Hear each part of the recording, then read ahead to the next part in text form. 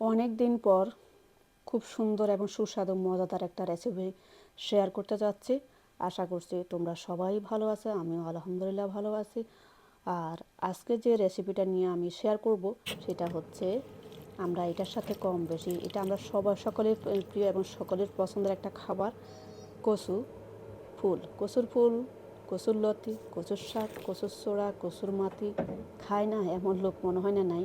কচু জিনিসটা সবারই প্রিয়। হয়তো খেতে একটু চুলকা, খাওয়ার পর একটা চুলকানি হয়, কিন্তু মাশাল্লাহ আমার চুলকানি টুকানি হয় না, আমি খেতে পারি অনায়াসে। তারপরে আমি কচুর ফুলগুলো রান্না করার জন্য আমি এটাকে প্রথমে রান্না করে নেব। এখানে রান্না করার জন্য আমি প্রথমে ইলিশ মাছের মাথা এবং লেজ দিয়ে এটারে সব কিছু উপকরণ আমি এখানে দিয়ে দিচ্ছি। দিয়ে দেওয়ার পরে এটাকে ভালো মতো করে রান্না করে নেব। রান্না করে নিয়ে আমি এখানে যে মাছগুলো দেওয়া হয়েছে এই মাছগুলো আমি আলাদা পাতিলে উঠায় রাখছি। রাখার পরে এখানে আমি এই যে কচুর ফুলগুলো দিয়ে এটাকে ভালো মতো করে এই লাড়াচাড়া দিয়ে এটাকে ডেকে দিব কিছুক্ষণের জন্য। কারণ এখানে আমি এক পিস একটা দারচিনি দেওয়া হয়েছে, তারপর এটা তেজপাতা স্মেলের জন্য খুব ভালো আসবে। তারপরে কিছুক্ষণ পর আমি এটাকে ডাকনা উল্টা এটাকে ম্যাশ করব। এটা কিছুক্ষণ পর উল্টা ম্যাশ করে তারপর আমি এখানে 2টা জলপাই দেওয়া হয়েছে, এবং জলপাইটা যখন দেবেন তখন এটার টেস্টটা অন্যরকম লাগবে, খেতে খুব অনেক বেশি একটু টক টক খেতে খুব ভালো লাগবে।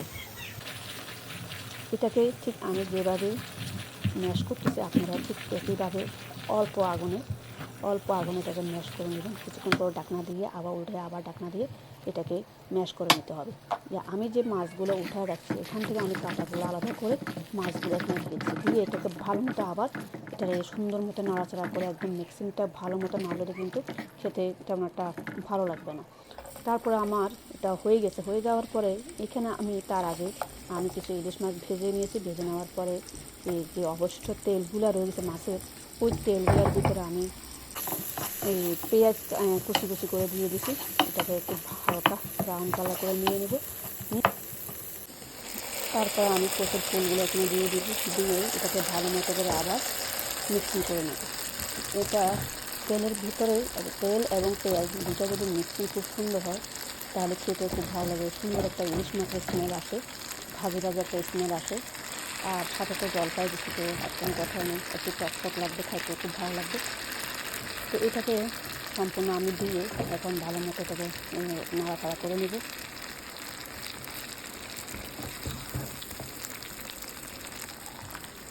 আসলে এটাকে এক হাত দিয়ে তো ভিডিও হয় না, ক্যামেরা ধরতে হয়, প্লাস এটাকে নাড়াচাড়া করা খুব কষ্ট।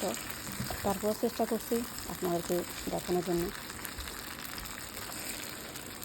এটা যত বেশি আপনার মিক্সিংটা হবে তত বেশি খেতে সুস্বাদু, আর গরম ভাত দিয়ে খেতে অন্যরকম একটা ভালো লাগে।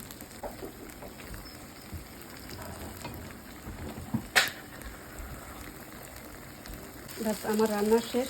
যখন দেখবেন তেলগুলো বেশি আসতেছে তখন আগুনটা বন্ধ করে দিবেন, তারপরে গরম গরম ভাত দিয়ে খেয়ে ফেলবেন। আল্লাহ হাফেজ। আর ভিডিওটা ভালো লাগলে লাইক কমেন্ট শেয়ার করে দেবেন। বাই।